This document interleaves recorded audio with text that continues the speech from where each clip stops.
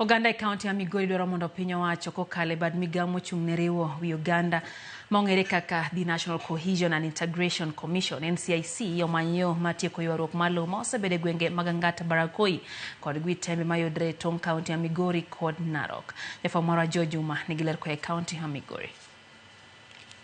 Tabed ni migepe mopogore opogore mag piny owacho kod mago mok mag piny owacho osebedo katemo kelo kwe e gwenge mag Angata Barakoi kod Gwitembe moyude tong' kaunti no ma Migori kaachiel kod Narok kuom kinde malach. Koko ma ikelo kod ywaruok malo winjruok pod otamre yudore e kind ogendnigi. Buche ma kelo kosber ka igoyo kinde ka kinde mondo koro tieki ywaruok ni malo, kata kamano pok gikonyo e tieko ywaruok ni. The community in Gwitembe, the community in Barakoi, in Angata, let us live peacefully. We are saying the national level, let us take this very, very seriously. Maya osechuno piny owacho mondo koro ti kod obila mar geng'o monj mag oganda e kind kaunti ariyogo e sami manyo yo matieko ywaruok ni.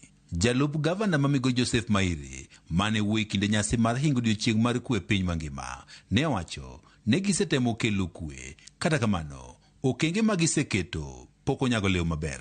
We have tried as a county government to ensure that we bring together the two warring communities, we preach peace, we bring it, but it's not working.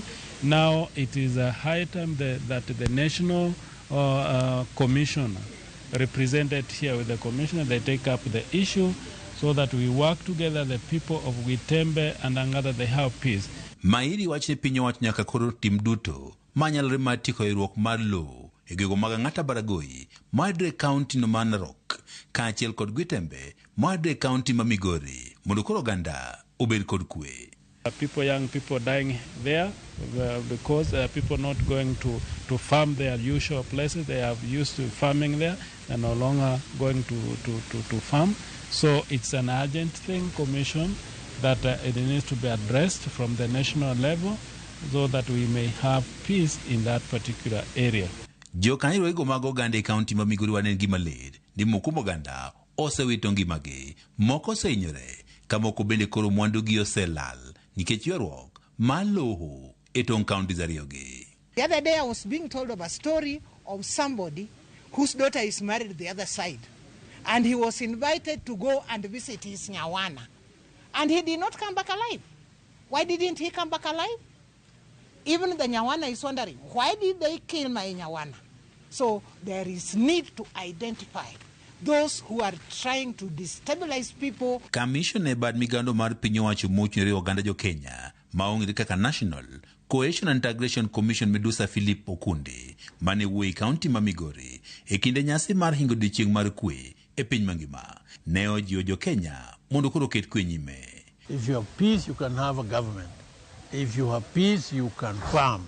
If you have peace, you can go to school. Even in your own home, you need peace. In wherever you are, cultivate the culture of peace. In some ways, politically, we've been known in Kenya as if the cultivation of culture of violence is very much here in Kenya because we always fight. Almost every 5 years when we are going to general elections, we fight one another. We should not fight. Josiasa bende koro jiwo mondo koro were kod siasa momondo kendo giket mainogi e wechego mag dongruok. Ask the political leadership that let us work harmoniously. Let us not use our position to bring disharmony within the county. Let us avoid the political intolerance where people are fighting for the sake, and let us give time the people in leadership in offices to work. George Juma, Ramogi TV, Migori.